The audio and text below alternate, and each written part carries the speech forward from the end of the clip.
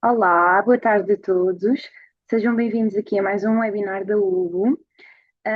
Eu ia pedindo aos participantes para irem se apresentando aqui no chat, comentarem de onde estão a ver, e nós já começamos o nosso webinar. Sejam mais uma vez bem-vindos. Eu penso que já conseguem escrever no chat, mas por favor confirmem.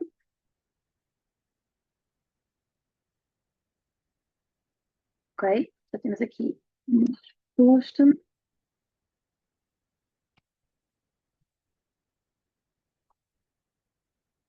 Ok, já temos aqui professores a comentarem, muito bem. Sejam todos muito bem-vindos mais uma vez.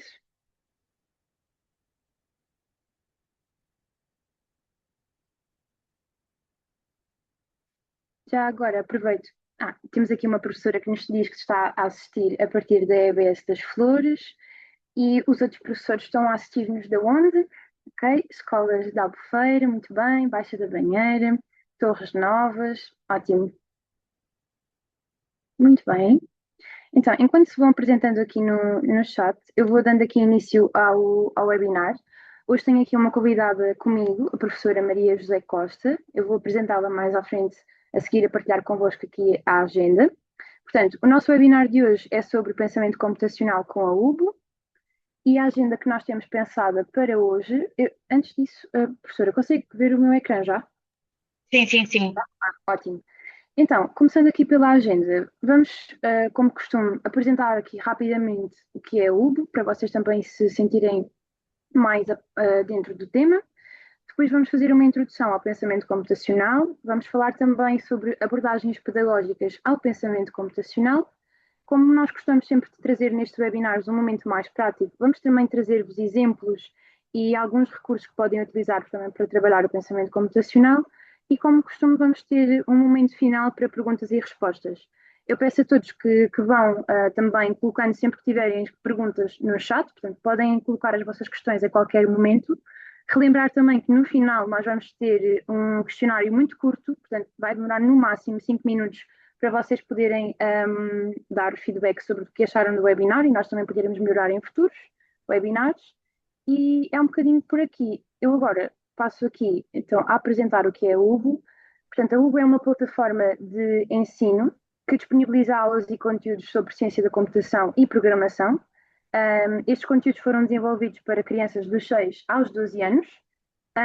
E nós, através de uma abordagem integrada com o currículo escolar, portanto, os temas abordados no currículo, e em conjunto também com as STEAM, nós tentamos trazer aqui temas que hoje em dia são extremamente importantes para os alunos, como a cidadania digital e a sustentabilidade, ao mesmo tempo que ensinamos sobre ciência da computação e programação. De uma forma geral, é isto que é a UBO, mas eu agora vou passar aqui a palavra à professora Maria José, que vai-vos trazer aqui uma visão mais prática de como utilizar a UBO e um bocadinho também da sua experiência nesta utilização. Reforço novamente, podem colocar as vossas questões a qualquer momento e agora passo aqui oficialmente a palavra. Obrigada. Olá, boa tarde a todos. O meu nome é Maria José Costa, eu sou professora no agrupamento de escolas de Via Longa, Conselho de Vila Franca de Xira. Uh, leciono neste momento a disciplina de oferta complementar de programação e robótica, exclusivamente no primeiro ciclo. Foi uma disciplina criada pelo meu agrupamento e que é oferecida a todos os alunos do terceiro ano, do agrupamento, por isso eu vou rodando todas as turmas e não sou titular de turma, por assim dizer.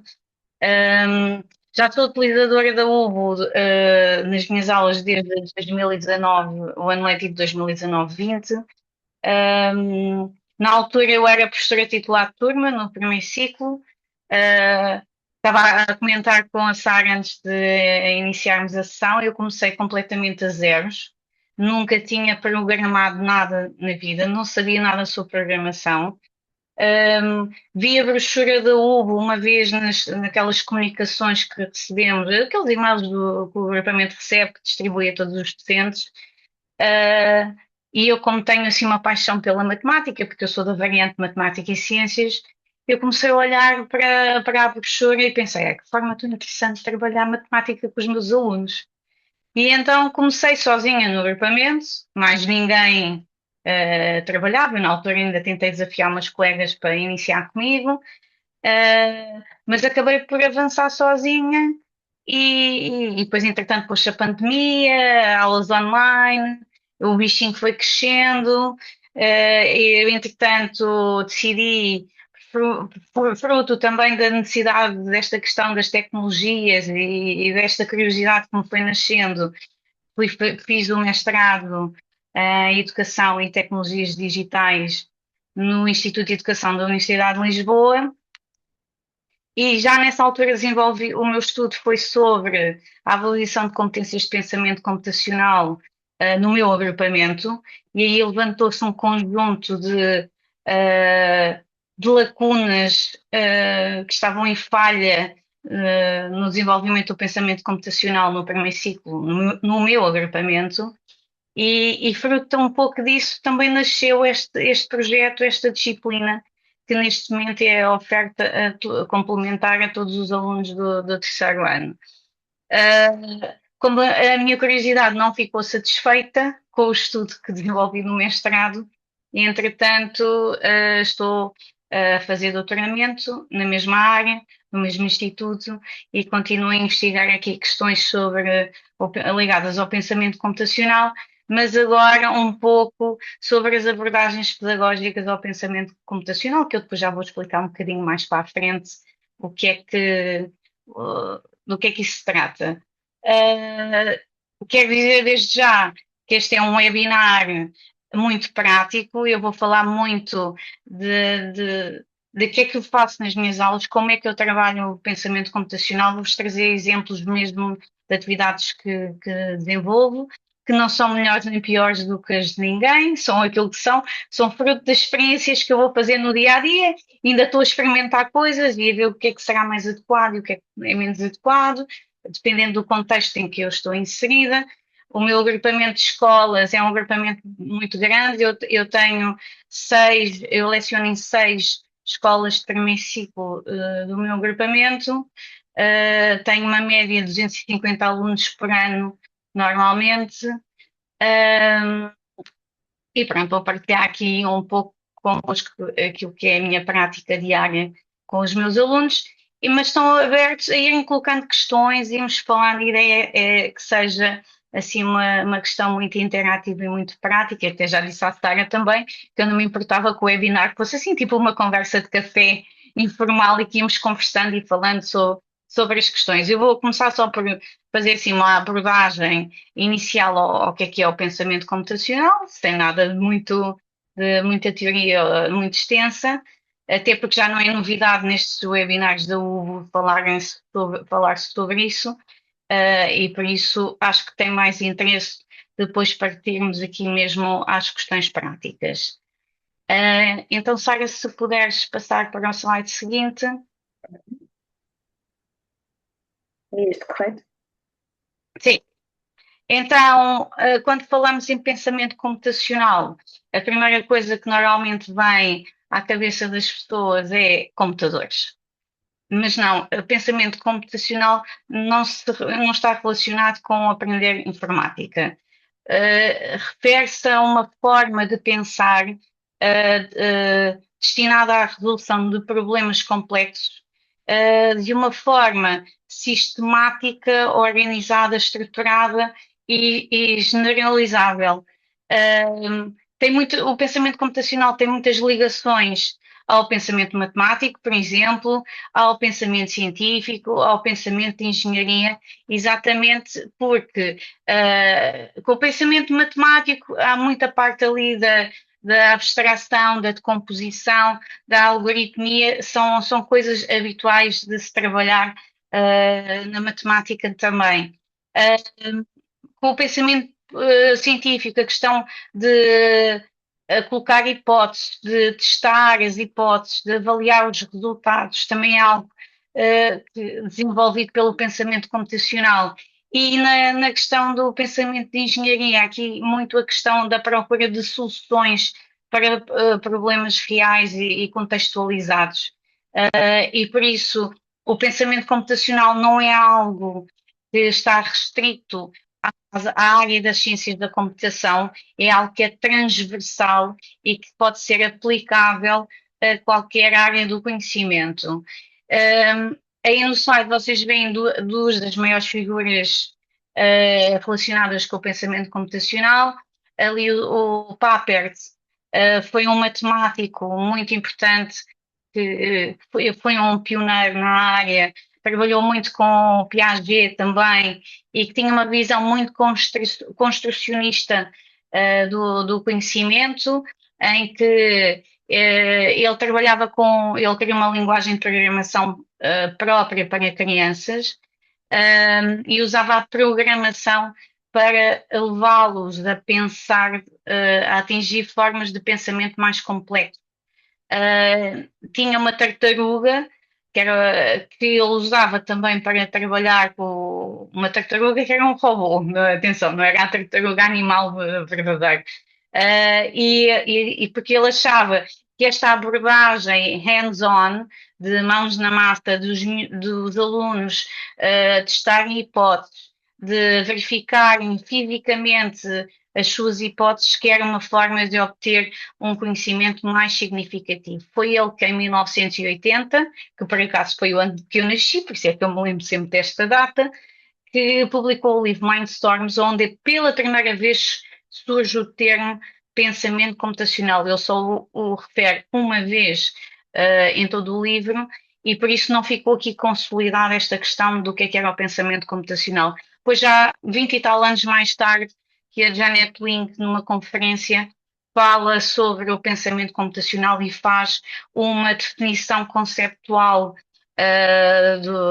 do termo, referindo-se também a ele como algo que extrapola as ciências da computação e que mais que deveria ser uma competência, uma literacia essencial a todas as pessoas, a par, por exemplo, da leitura, da escrita e das operações matemáticas.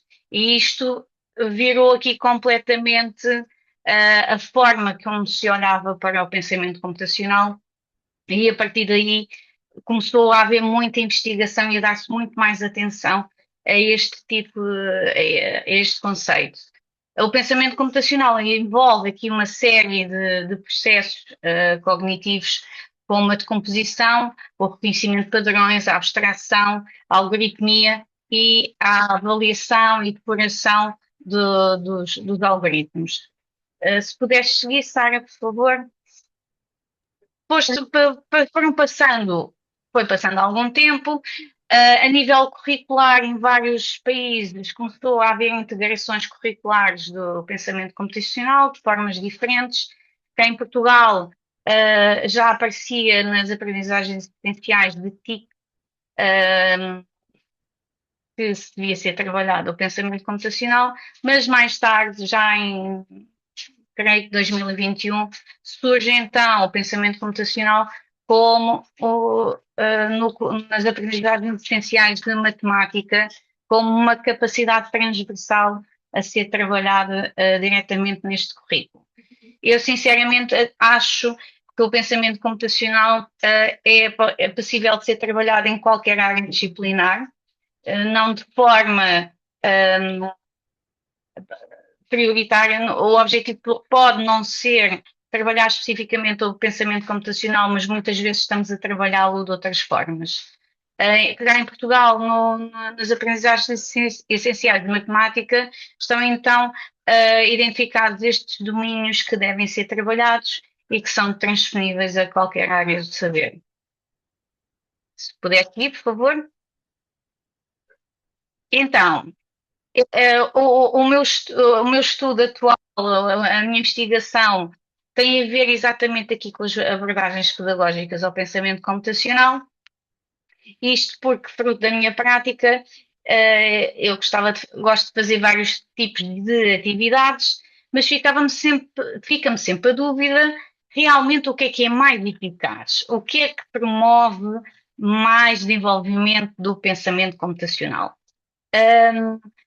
Eu estou a investigar estes três tipos de abordagens A primeira, unplugged, também é conhecida como desligado ou desplugado, existem vários termos, em que nós não utilizamos tecnologia, usamos materiais manipuláveis, papel, caneta, aquilo que for, o próprio corpo, muitas vezes.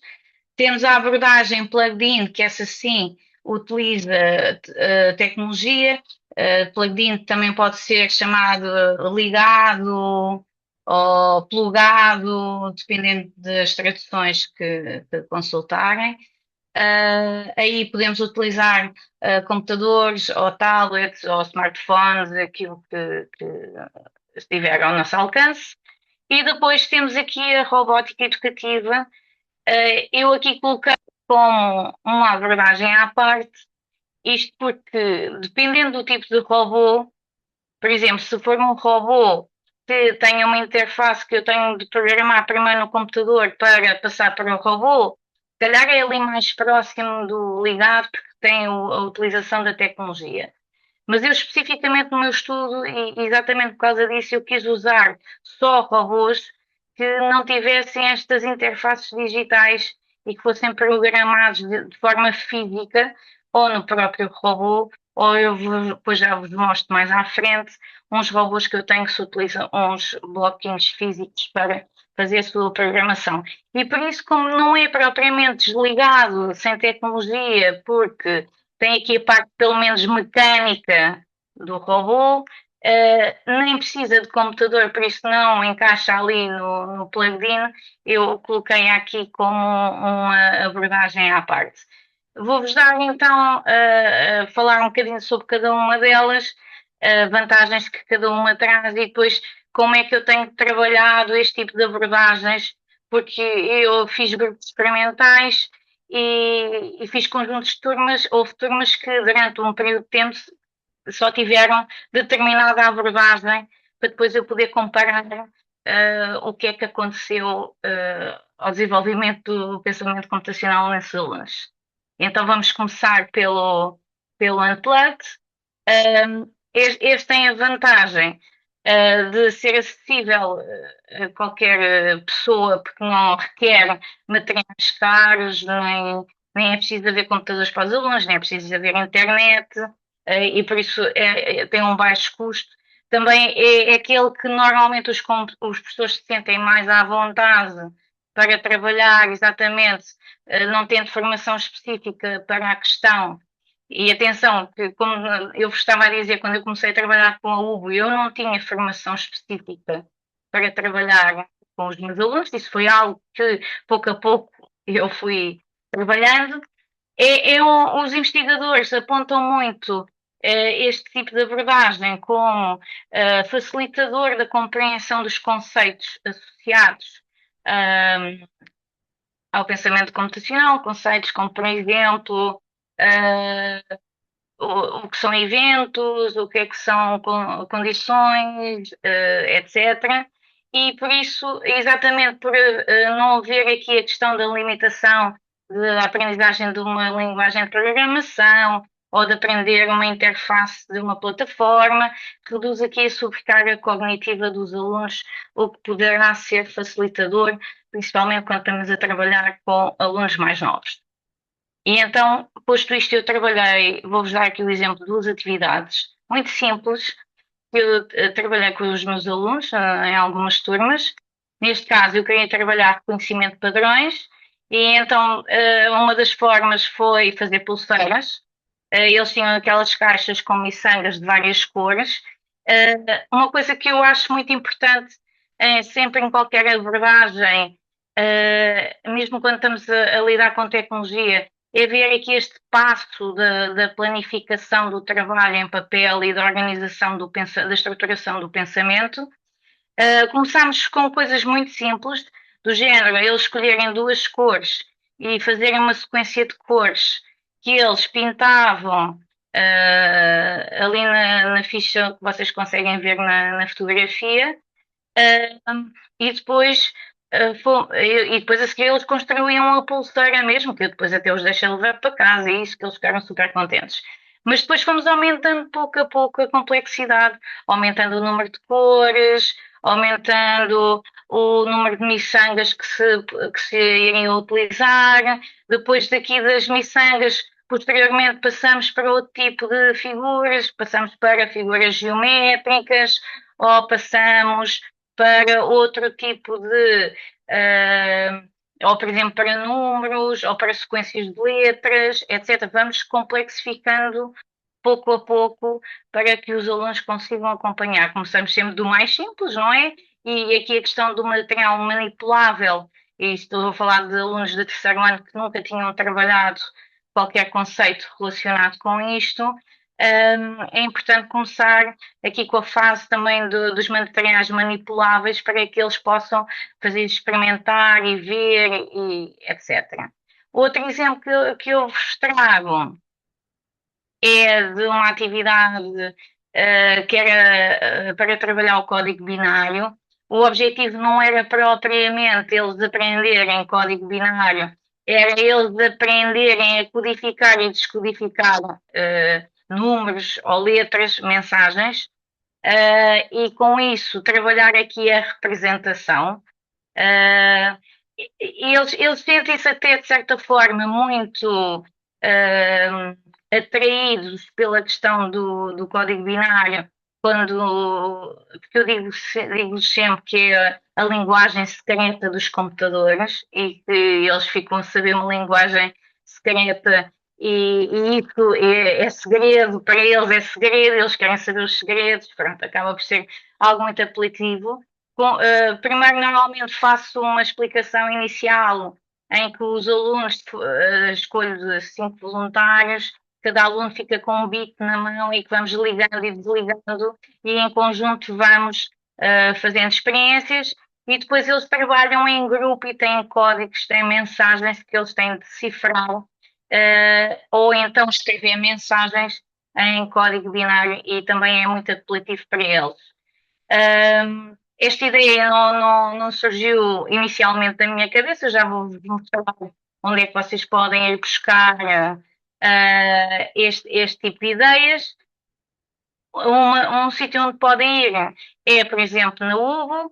Vocês lá na parte dos desafios têm uma área completamente dedicada a desafios offline, onde vocês podem trabalhar diversos tipos de conceitos, dependendo daquilo que seja o vosso objetivo, e é tudo.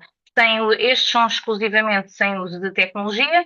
Depois tem na parte, lá do lado esquerdo, na barrinha esquerda, quando vocês entram na Ubo, tem lá na parte dos recursos, carregam em recursos e depois tem lá uma parte onde podem descarregar um fecheiro, que é tipo um mini manual, onde vocês têm vários exemplos de atividades unplugged que podem fazer, utilizar nas vossas salas de aulas e eu de vez em quando vou tirar ideias deste tipo de coisas. Pronto, por isso é um sítio, é algo que vos poderá ser útil. Trago-vos também outros sites que vocês podem ver. Ali o mais conhecido, acho que é conhecido praticamente em todo o mundo, que é o CS Unplugged. Foi aí que eu fui tirar a ideia daquele do código, dos cartões do código binário. Estão lá que vocês podem descarregar neste site, é gratuito. Tem também um vídeo com uma professora a executar a atividade na aula e por isso vocês podem ver exatamente como é que ela fala, como é que ela apresenta a atividade, como é que ela vai desenvolvendo a atividade dos alunos e quem diz sobre esta temática do código binário, existem lá recursos e fichas até, acho que também cheguei, quando trabalhei os pixels também fui lá buscar também umas propostas de atividade.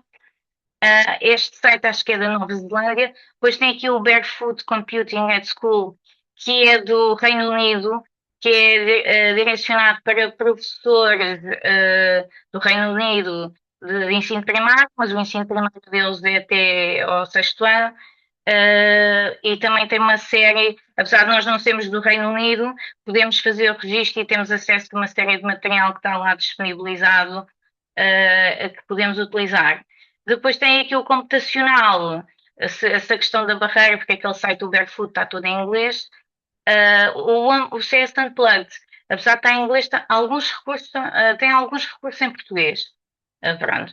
O computacional é brasileiro, tipo um repositório individual de um investigador conhecido no Brasil, que é o professor Brackman, um, onde vocês também podem ter acesso a ideias de aulas e até alguns recursos que podem ser descarregados e usados para imprimir.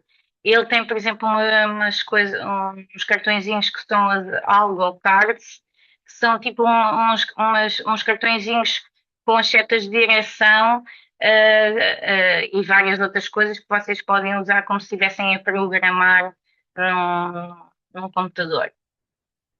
Pronto. Não sei se tem alguma pergunta assim sobre aqui a parte da abordagem pedagógica unplugged, mas podem ir colocando questões caso tenham aqui alguma. A Sara está mais aí a ver o chat, se houver aqui alguma coisa, interrompa a qualquer momento. Sim, sim. Depois então passamos para o plugin. O plugin que é aqui a abordagem já tecnológica, tem como principais vantagens que permite a consolidação de conceitos já com aplicações práticas, facilita a transferência de conhecimentos para outras áreas e tem esta questão muito importante do feedback imediato, quer dizer, um aluno está, por exemplo, a programar virtualmente um robô, coloca o código e se o código, ele vê logo que aquilo não correu bem, apesar que ao início eles dizem sempre, isto enganou-se, nunca são eles que se enganaram, é sempre o simulador que não fez aquilo que lhe pertencia. Pronto. E então, como é que eu habitualmente trabalho aqui esta questão do ensino da abordagem ligada? Ah, eu não escondo isto, a minha plataforma preferida para trabalhar aqui com esta abordagem é sem dúvida a Hugo. Sara, se puderes passar o slide, por favor. Isto também porque a UBO tem uma diversidade muito grande de atividades que cobre os conceitos mais importantes a ser trabalhados dentro desta área. Na faixa etária com que eu trabalho, é visualmente muito apelativa com os, o tipo de personagens que aparece, os contextos de limpar o oceano, de ajudar um amigo, pronto, são coisas próximas e com que os alunos facilmente se conseguem relacionar e ficam muito entusiasmados quando estão a trabalhar na UBO, até porque depois aqui dá as estrelinhas, depois eles recebem aqueles badges, eles também, já tenho mais uma conquista, já tenho mais estrelinhas do que tu. Esses são pequenos incentivos que eles vão tendo e para além disso eles também sentem que vão conseguindo ser muito autónomos na forma como trabalham quando estão a trabalhar com o ovo. Eu mesmo assim, apesar que eles não gostam muito de partilhar o computador, gostam mais de estar sozinhos, eu gosto que eles trabalham a pares. Porque, por exemplo, na abordagem Unplugged que falei anteriormente, se vocês repararam, eles estavam sempre a trabalhar em grupos, porque eu creio que acredito que eles, quando estão a trabalhar com colegas, o facto de terem de conversar sobre o assunto, às vezes até ajudar o colega, quando eu estou a explicar algo a um colega, isso obriga-me a uma forma de pensamento mais complexa do que eu fazer diretamente. E por isso eu gosto deste tipo de discussão entre eles de porque é que tu achas que é assim, eu acho que é Estado e porquê e porque não, acho que é positivo para eles. Se puderes avançar, por favor. Para além disso, às vezes utilizo outras coisas complementares. Eu utilizo muito as aulas, depois às vezes quando alguns alunos despacham-se sempre mais rápido, não é? Vou muitas vezes aos desafios, tento escolher desafios que estejam relacionados com o tema que tivemos a trabalhar na aula, mas às vezes também em alguns temas que não estejam tão explorados no Ubo, eu recorro aqui às vezes a estes sites. O Teach with ICT é também um site inglês de um professor que trabalha, penso, na área das ciências da computação e que partilha também uma série de materiais e até alguns jogos online. Tem um, por acaso, muito giro e muito interessante para trabalhar o código binário. Foi assim que eu também trabalhei o código, porque eu tinha de trabalhar os mesmos temas em todas as abordagens e apesar que na UBO fala sobre o código binário, depois não tinha assim um exercício específico e eu tive de ir procurar no outro lado e então tive ali a ajuda deste site, tinha ali um curso bastante interessante. O Coquinhos e o Método Playground têm alguns jogos, apesar que são plataformas que têm muitos jogos mais relacionados com matemática, mas também têm uma parte de jogos mais relacionados com as ciências da computação, especificamente com o pensamento computacional onde tem aqueles jogos muito simples do robô que quer chegar até ali, qual é que é o percurso que tem de fazer, ou o panda que tem de andar, como é que eu faço chegar lá, ou até o Mad Playground tem um que é o contrário, aparece o código, estão vários monstrinhos no ecrã e ele tem, com aquele código, tem de dizer a qual monstrinho é que o robô vai ter. Pronto, e são plataformas gratuitas e que não é necessário os alunos fazerem registro, por isso como facilmente se acede em qualquer momento, seja num tablet, seja num computador. Puderes passar. Para trabalhar especificamente a digitação, para além de que existem os desafios da máquina de escrever, no Hugo que este ano sofreu um grande upgrade que eu adorei, e os meus alunos adoraram, porque agora já se pode fazer frases completas, e foi algo importante, mas sabemos que é muito importante para os alunos que estão a trabalhar com computadores, até porque depois eles no quarto ano têm provas e convém ter alguma agilidade na digitação. Eu tenho aqui estes dois sites, têm formas muito interessantes de trabalhar isto. O primeiro, o Typetastic, eu normalmente utilizo uma fase mais inicial, porque tem mesmo aqueles joguinhos com bonequinhos e para eles aprenderem, é só a posição das letras no teclado, ainda não é para escrever, é só aprender a posição das letras. Mas aquilo depois tem vários níveis e até eles começarem a aprender a colocar os vários dedos no teclado para não usarem só o dedo indicador, etc. O Agile Fingers é um site que tem desde cursos gratuitos, cursos de digitação, tem jogos também, mas tem também escrita de textos. E que é muito interessante porque aparece o teclado com os dedos e aparece identificado com que dedo é que nós devemos clicar nas várias teclas e vai aparecendo os erros e eles têm de fazer tudo, colocar acentos, letras maiúsculas, pontuação. É um texto que vai aparecendo e eles vão escrevendo. E depois aquilo conta quantas palavras por minuto é que o aluno vai escrevendo e acaba por ser aqui depois um desafio de autossuperação deles verem se vão conseguindo melhorar aquele número ou não. Mais uma vez, são sites que não necessitam de registro, apesar que o Agile Finger permite a criação de conta, mas não é necessário. Apesar que o nome em inglês dá para colocar em português e os textos que lá aparecem estão escritos em português e por isso não tem problema para trabalhar com os alunos. Pronto, fica a dica, eu gosto de usar e para mim são úteis. Pronto, seguindo,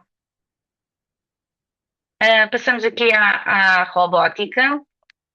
A robótica tem muitas potencialidades porque permite a aplicação mesmo em contextos reais e aqui esta grande vantagem que favorece a aprendizagem interdisciplinar. Eu já vou dar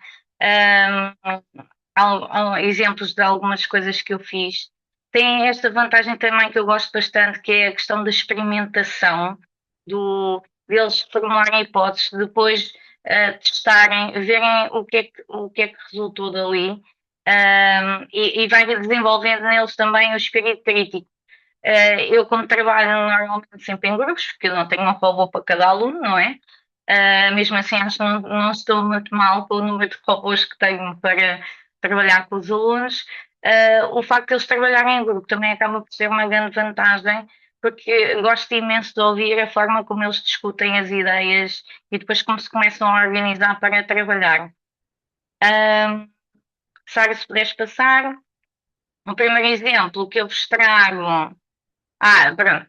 Os robôs que eu trabalhei, tal como eu já tinha falado mais atrás, eh, com vista àquilo que eu pretendia estudar, eu usei apenas robôs físicos que comecei primeiro só tinha ali os Bluebots e os Bibots, que é o que a maioria das escolas têm, e que são robôs muito simples, mas que dá para fazer imensas coisas. É preciso é ter ideias e, e ter um objetivo pedagógico bem vincado e desenhar a atividade a partir daí.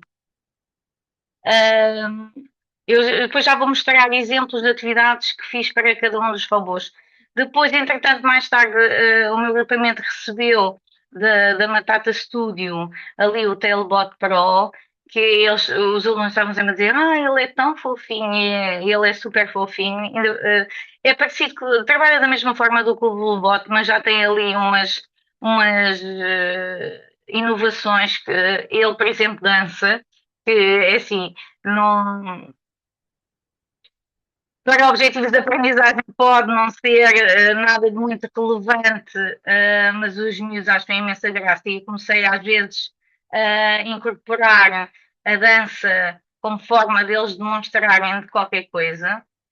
Permite também fazer gravação de voz, e por isso também comecei a usar isso quando estava a trabalhar, por exemplo, as condições, eles tinham de fazer um percurso, e se determinada condição fosse verdade, o robô tinha de dizer determinada coisa. E eles aprenderam a fazer isso. Também permite fazer repetição de sequências de comandos, o que o Bibot e o Bluebot não permite fazer. Depois o Coding Set, que eu já vos vou mostrar também, funciona em duas partes. Vocês veem o robô que está no tapete e depois tem uma torre ali com um tabuleiro que parece-me um farol. Uh, e tem aquelas pecinhas coloridas. Essas peças o código que nós colocamos naquele tabuleiro e é assim que nós programamos o robô. No farol depois está do género de uma câmara que lê as peças que lá estão e envia a informação para o robô e ele depois mexe. A mim parece-me uma forma muito interessante de fazer passagem para a programação por blocos quando utilizamos, por exemplo, plataformas como a Ubo, ou Scratch, Junior, ou o Code.org, qualquer plataforma de programação por blocos. No lugar de serem blocos virtuais, neste caso utilizamos os blocos físicos. Pronto. Então vou mostrar uma primeira atividade em que usei os bibotes e os bluebots. Se Olha, puderes José, passar. Sim, temos aqui vários professores a comentar que não conheciam estes desafios, estes exemplos, estes robôs, e temos aqui também professores a perguntar onde é que conseguem adquirir estes robôs, a comentar que têm sido exemplos muito interessantes, e dizem-nos aqui também que desconheciam a atualização na máquina de escrever, portanto, eu vou enviar o link para a máquina de escrever entretanto. sim. E há aqui um professor também a perguntar se os robôs são programáveis. Algumas pessoas a comentar também que já tinham estes robôs na escola e que os alunos gostam bastante. Portanto, deixo aqui estas questões que os professores têm feito e que têm comentado aqui. Há aqui uma professora que diz também. Eu não sei, Diga, diga. sim, relativamente aos robôs da Matata Studio, eu não sei se eles já têm representante oficial em Portugal. Mas eles podem ser comprados. Nós recebemos os nossos através da Câmara Municipal e por isso eu não sei como é que eles foram adquiridos. Uh, no entanto, através do site da Matata Studio, vocês podem encomendar os robôs ou através, por exemplo, da Amazon, também é possível comprar. Não são robôs muito baratos, não são dos mais baratos. Vocês têm, por exemplo, robôs da Clementoni o Superdoc, ou, que são muito mais baratos do que este. Agora, eu acho que estes têm muita qualidade a nível de construção e de design, pronto. São todos robôs que o Tailbot, tanto o Tailbot Pro como o Coding 7, que não precisam de pilhas, são todos recarregáveis, têm ficha USB-C para carregar e tem uma bateria que dura imenso tempo. Eu consigo, por exemplo, numa manhã, usar com três turmas diferentes e não precisar de carregar o computador. Uh, mas já o Bluebot e o Bebot, a nível de construção, também são bons e estão. Também, mas também creio que não são muito baratos. Mas pronto, é o que eu acho que as escolas mais ou menos tinham.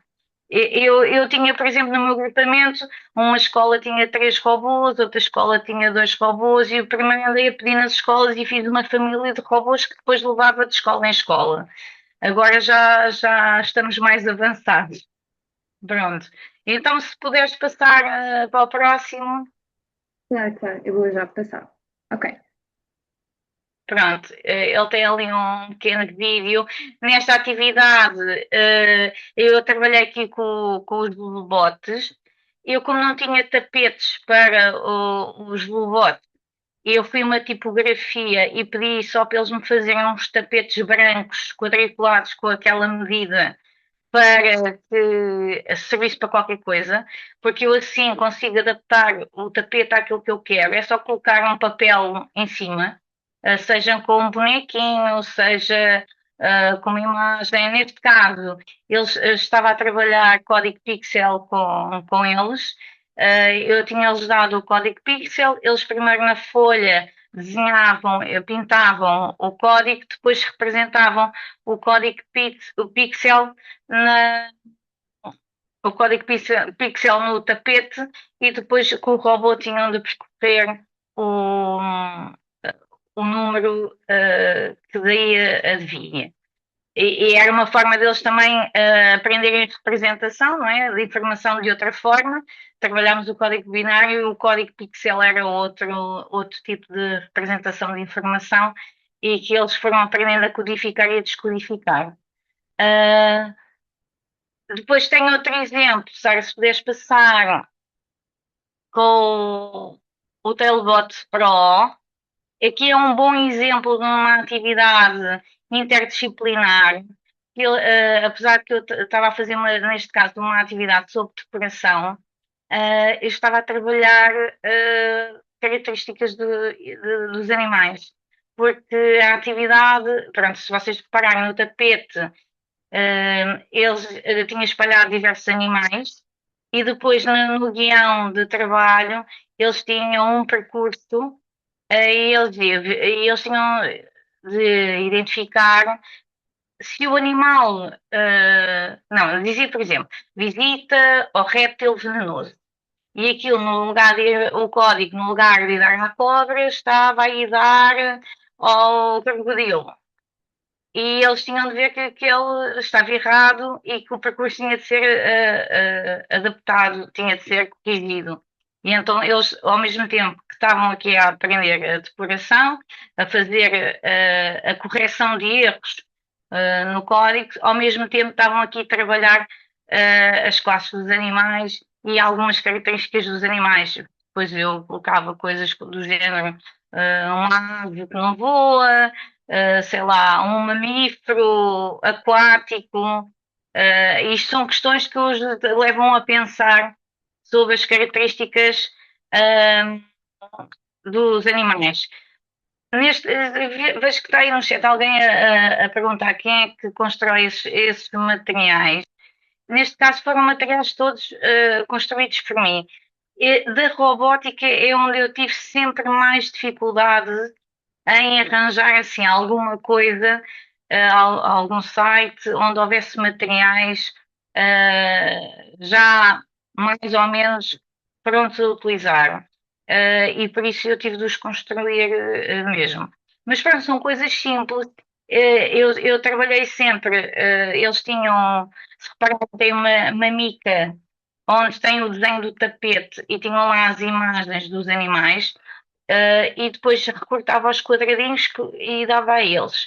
Para já, eles, a primeira coisa que tinham de fazer quando chegavam era logo olharem para a mica com o desenho do tapete e eles tinham de colocar os animais nas coordenadas que lá estavam definidas. Aproveito tudo para trabalhar tudo. Assim também já trabalhávamos aqui a questão das coordenadas. E depois então é que passam ao guião de trabalho, exatamente porque eu também acho que é importante eles utilizarem o papel para registarem, fazerem o registro, por exemplo, do algoritmo que utilizaram, do percurso que utilizaram para chegar a determinada solução. Um, Até, por exemplo, à medida que eles vão testando a sequência de passos que eles utilizaram para chegar a determinado animal, eles depois percebem que há ali sequências que podem ser melhoradas, otimizadas, que têm repetição ali de algumas partes, e isso acaba por ser muito interessante, que se calhar se eles não o escrevessem, não conseguiam tão facilmente visualizar e entender esse tipo de questões. E depois utilizo estes tapetes muitas vezes, quer dizer, o tapete é o tapete mesmo do Tailbot Pro, do outro lado tem uma coisa que é a visita ao jardim zoológico, mas a parte de trás é branca e eu utilizo aquela parte branca imensas vezes para fazer diversas coisas. Depois trago-vos outro exemplo, agora com o Coding 7, aqui com uma parte que eu adoro, que é o facto de ele poder desenhar.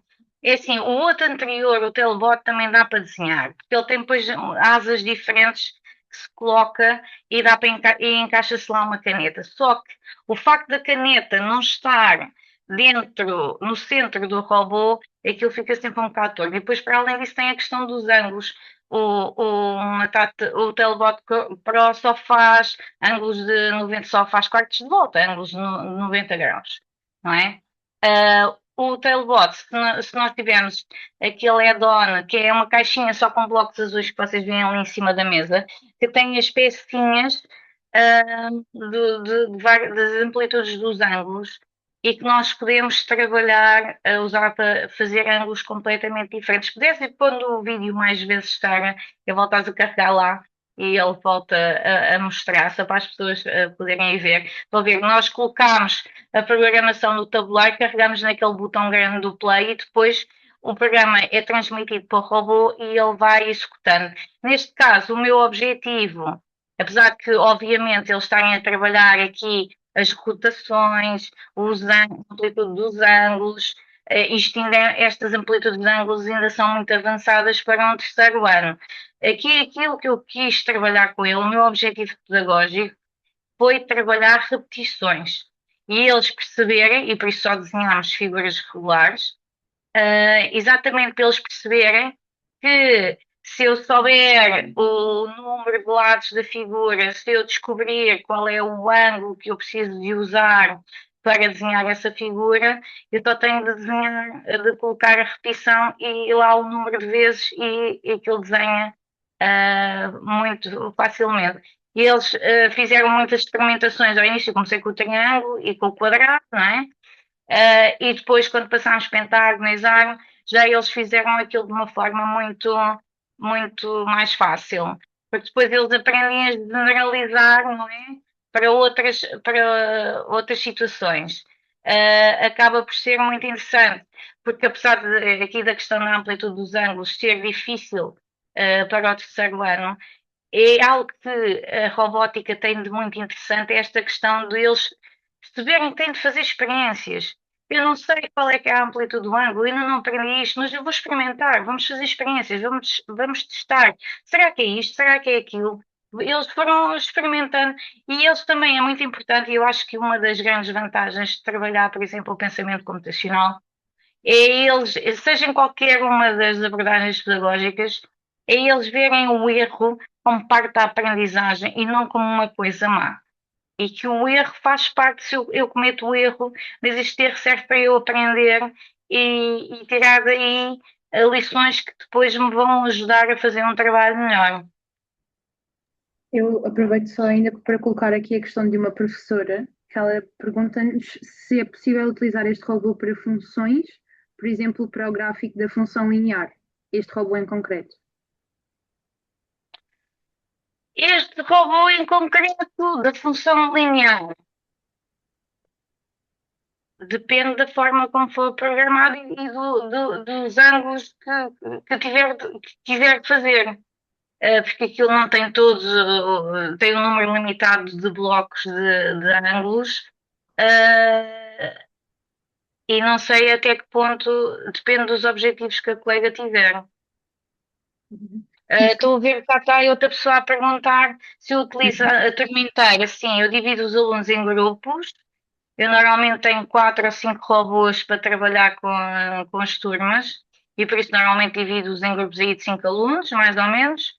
Uh, e por isso esta questão dos eu divido-os por grupos, distribuo os guiões, explico o que é para fazer, e os guiões aqui são úteis também para isso, para os ajudar e desenvolvendo o trabalho, mas digo, estas turmas que iniciaram com a robótica, aí as 2 primeiras sessões são muito duras no sentido, havia muito barulho, eles não se sabiam organizar e foi complicado a fase inicial, mas depois eles já faziam isto e organizavam-se e distribuíam tarefas e pronto.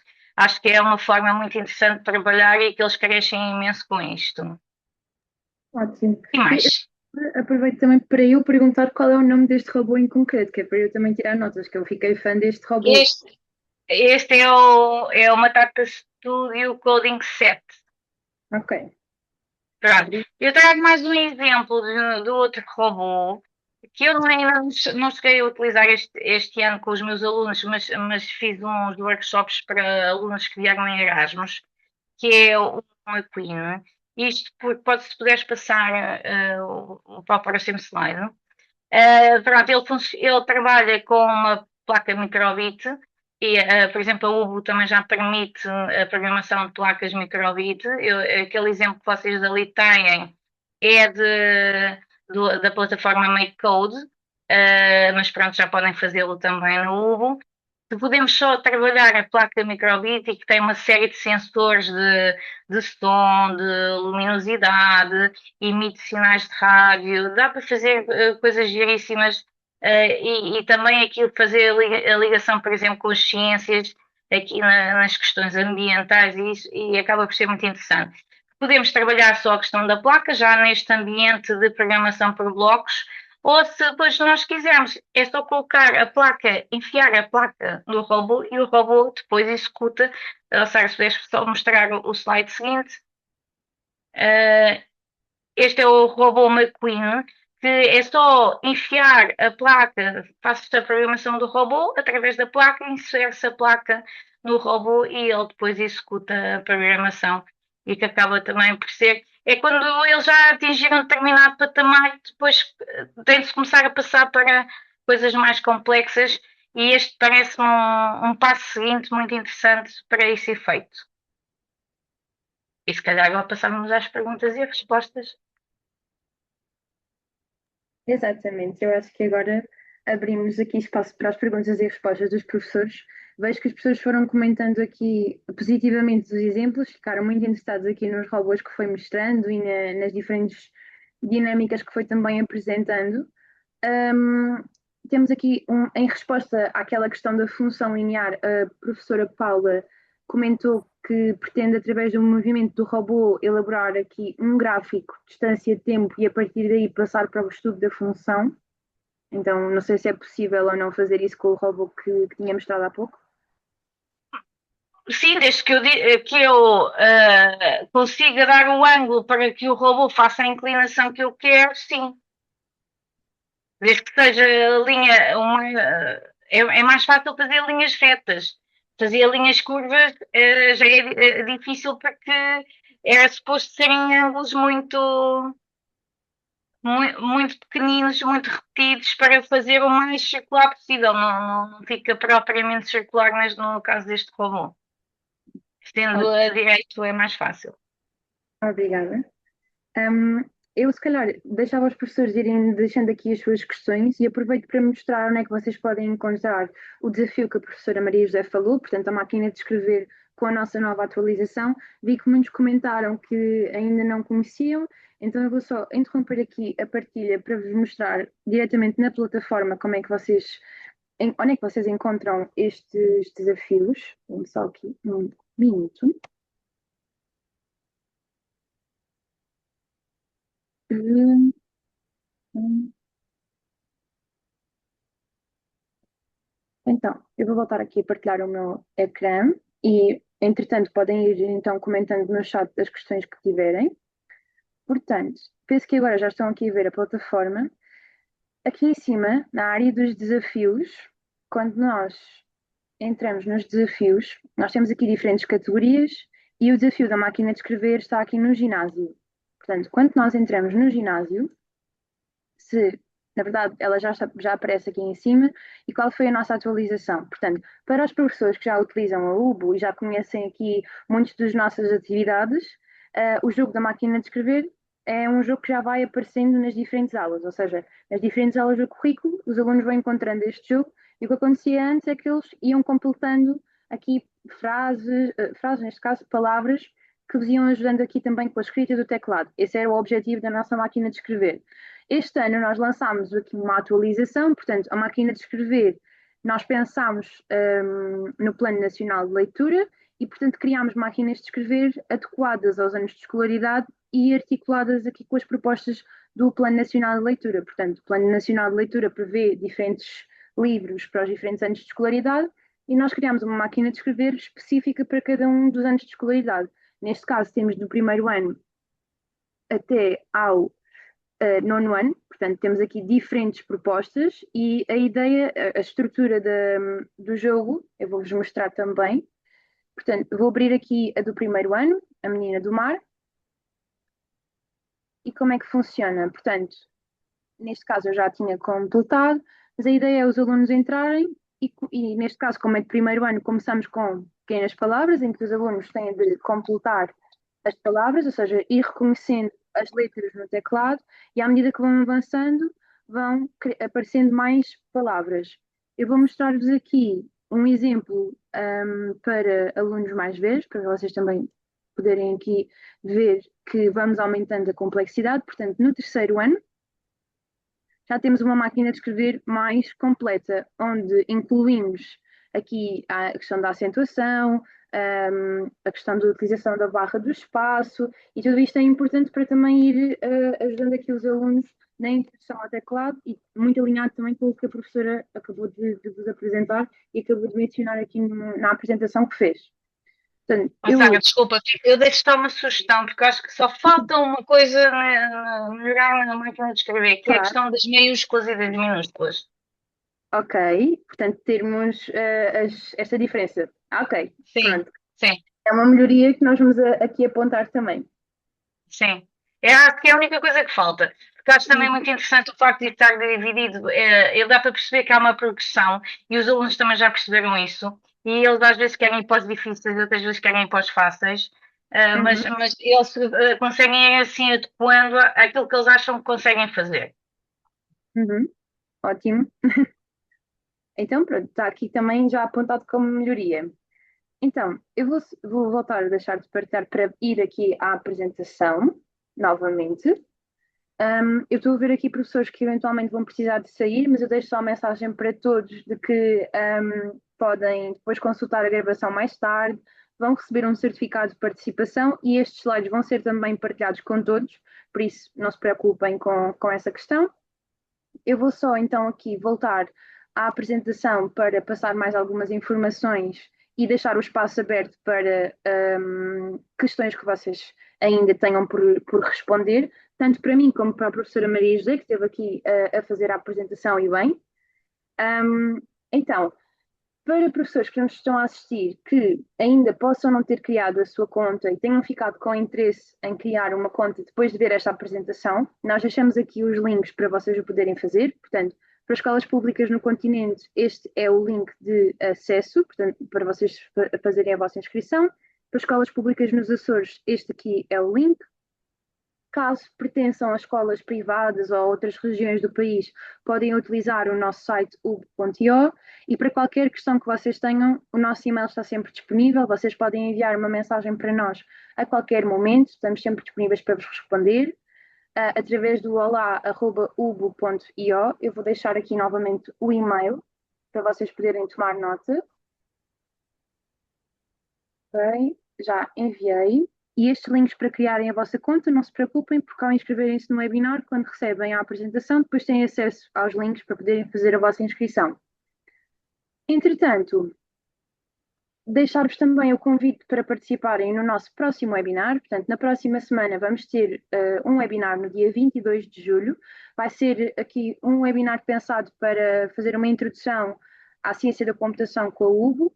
O próximo ano letivo começa em setembro e nós gostávamos que vocês tivessem aqui também um bocadinho de visão do que é a UB com mais detalhe. Portanto, hoje trazemos um webinar mais prático, mais relacionado aqui com o pensamento computacional, e o webinar da próxima semana vai ser um webinar mais direcionado à utilização da UB em concreto. Portanto, se hoje assistiram a este webinar, ficaram com interesse, querem criar a vossa conta e querem saber um bocadinho mais e sobre que próximos passos podem dar, convido-vos então a participar no webinar da próxima semana, que vai ser exatamente no mesmo horário, e é no dia 22 de julho, e entretanto também segue na apresentação o link de inscrição.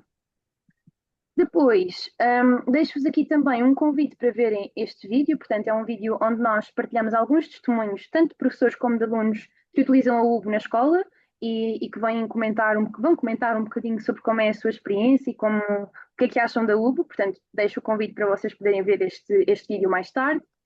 E deixo novamente aqui o reforço para nos contactarem em qualquer momento, qualquer questão que vocês tenham. Tanto podem usar o nosso e-mail. Para os professores que já conhecem o UBO e já utilizam, provavelmente conhecem o botão do Fala Connosco, que ele está disponível no canto superior do ecrã. Quando vocês carregam no vosso avatar, podem carregar por lá e também falarem connosco a qualquer momento.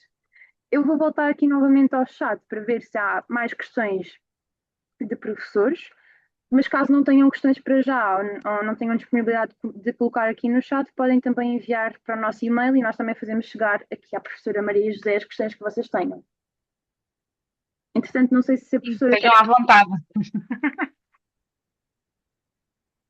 Também, se for preciso, eu disponibilizo o meu e-mail caso algum colega queira depois. Claro. Ok, temos aqui. Ok, o Nuno perguntou se. Deixa-me só ver. Sim, então volto a reforçar, nós vamos enviar um certificado de participação no webinar, vamos partilhar os slides e a gravação também. Portanto, se não conseguiram assistir exatamente até ao fim, peço-vos para vocês depois consultarem a gravação. E temos aqui uma professora que relembrou e bem. No final vamos ter um pequenino questionário para vocês poderem dar o vosso feedback do webinar. Portanto, comentarem connosco se gostaram do webinar, se fez sentido, e também comentarem se houve alguma coisa que queiram ver também melhorada. Temos aqui professores a comentar que gostaram bastante e a agradecer pela partilha. Eu penso que nenhum professor, entretanto, vai acrescentar mais alguma questão, mas também tem acesso aqui aos nossos canais. Portanto, eu deixo aqui, se calhar. Temos aqui uma professora a perguntar pela gravação. Sim, vamos enviar a gravação. E eu, se calhar, termino então o webinar por hoje. Agradecer mais uma vez à professora por ter se disponibilizado a dinamizar e a ter aceito o nosso convite para dinamizar este webinar connosco. Foi ótimo poder ouvi-la e poder também ver aqui a forma como trabalha o pensamento computacional nas suas aulas, ao mesmo tempo que também interliga com a utilização da UB. Foi mesmo muito bom e acho que os professores que nos estiveram a assistir também concordam com o que eu disse agora. Por isso, mais uma vez, o meu agradecimento e também votos de uma excelente semana. Obrigada eu pelo convite e obrigada a todos por terem assistido.